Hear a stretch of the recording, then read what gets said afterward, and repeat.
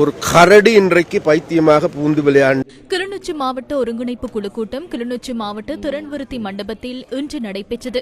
கடற்றொழில் அமைச்சர் ராமலிங்கம் சந்திரசேகர் தலைமையில் நடைபெற்ற ஒருங்கிணைப்பு குழு கூட்டத்தில் பாராளுமன்ற உறுப்பினர்கள், அரசு அதிகாரிகள் உள்ளிட்ட பலரும் பங்கேற்றனர்.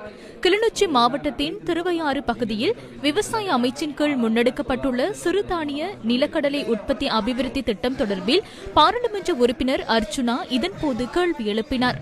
திருவையாற்றில் அமைச்சர் லால்காந்த் அவர்கள் கொண்டு வந்து நட்ட இந்த தென்னன் பயிர் செய்கையினுடைய நிலைமை இப்ப எனக்கு இப்படி 7 பயிர் இருக்கு. எத்தனை மில்லியன் செலவழிச்சிருக்கீங்க நீங்கள்? இவ்வளவுக்கும் பசங்க என்ன ஜோக்கண்டா அமைச்சர் தொடங்கினதா? இப்ப அரசியல் ஊழல் இடம்பெற்றுள்ள என்ற விடயத்தினை இதன் மூலம் உறுதிப்படுத்திக் கொள்ளலாம்.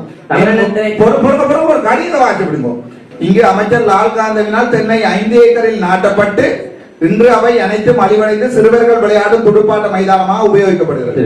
மேலும் 5 ஏக்கர் காணியில் 2 ஏக்கர் காணி ஒதுக்குப்புற காணிகளாக அரசிலும் ஊழல் இடம்பெற்றுள்ள என்ற விடயத்தினை இதன் மூலம் உறுதிப்படுத்திக் கொள்ளலாம். மேலும் ஊழலுக்காக ஆற்றின் ஒதுக்குப்புற காணியை கரச்சி பிரதேச செயலாளர் தென்னை நடுகை என்ற போர்வையில் அதற்கும் அனுமதி பத்திரம் தயாரிக்கும் நடவடிக்கைகளாக செயற்கையாக வெள்ள பாதிப்புகளை உருவாக்கும் நோக்கத்துமே ஒரு தனிநபர் 2 ஏக்கர் ரை ஆற்று காணியை போய் பாத்துருக்க கையப்படுத்த அதை தென்னை நடுகை செய்ய அனுமதித்தில்லை.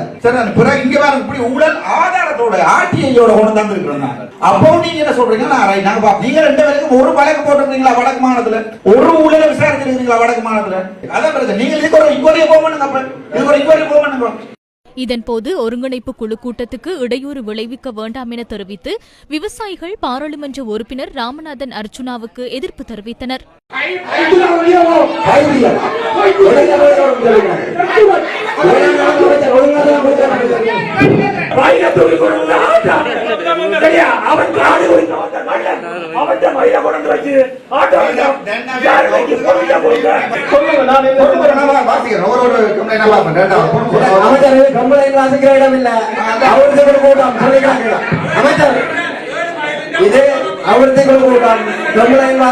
நீங்கள் முறைப்பாடு செய்யுங்க. பிழைப்படி கமிஷன்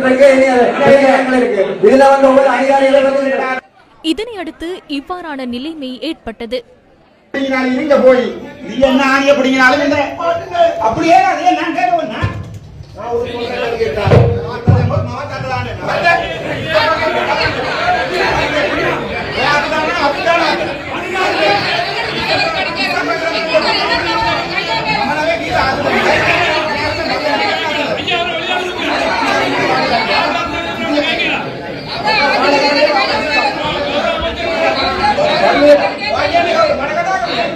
இதனையடுத்து அமைச்சர் உள்ளிட்ட குழுவினர் குறித்த இடத்திலிருந்து வெளியேறியதுடன் மாவட்ட அபிவிருத்தி ஒருங்கிணைப்பு குழு கூட்டமும் நிறுத்தப்பட்டது.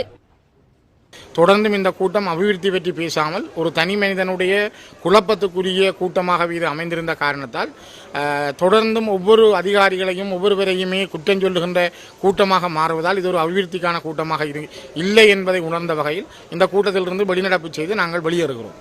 குற்றச்சாட்டுக்களை முன்வைக்கின்ற நபர்கள் இன்றைக்கு ஊழல் குற்றத்தடுப்பு பிரிவு ஒன்றே இருக்கின்றது. அப்ப அந்த பிரிவின் மூலம் ஒப்படைக்க முடியும். 1. 2வது யாழ்ப்பாணத்தில் FCID இருக்கின்றது, அவர்களும் ஒப்படைக்க முடியும். 2 மறுபடி அதாவது போலீசில் முறைப்பாடு செய்ய முடியும், அதையும் செய்யாது. FCIDக்கும் செய்யாது. கடைசி நேரத்தில் இவைகளை யாராவது எழுதிய பெட்சென்னுகளை வைத்துக் கொண்டு எழுதிய முறைப்பாடுகளை வைத்துக் கொண்டு அதுக்கான பொருத்தமான இடம் இது அல்ல என்பதை தான் நான் சொல்கிறேன். இந்த சிவபூசையில கரடி பூந்த மாதிரி ஒரு கரடி இன்றைக்கு பைத்தியமாக பூந்து விளையாண்டு இன்றைக்கு இந்த குழு கூட்டத்தை இடைநிறுத்துவதற்கு ஏதுவான சூழல் ஏற்பட்டது. GMA அபாண்டமான பழி சுமத்துகின்றது. ஏற்ற நாளைக்கு அவர்கள் இந்த பிரதேசத்தில் வேலை செய்ய வேண்டும். அது மாத்திரமல்ல, இவ்வாறான ஒரு கேடுகட்ட நிலைமைக்கு இன்றைக்கு இந்த கிளிநொச்சி அபிவிருத்தி குழு கூட்டத்தை தள்ளப்பட்டிருக்கின்றது. இந்த அபிவிருத்தி குழு கூட்டம் என்பது ஒரு நீதிமன்றம் அல்ல. இவைகளை விசாரணை செய்வதற்கோ அல்லது லஞ்ச ஊழலை பிடிப்பதற்கோ இந்த இடம் அல்ல.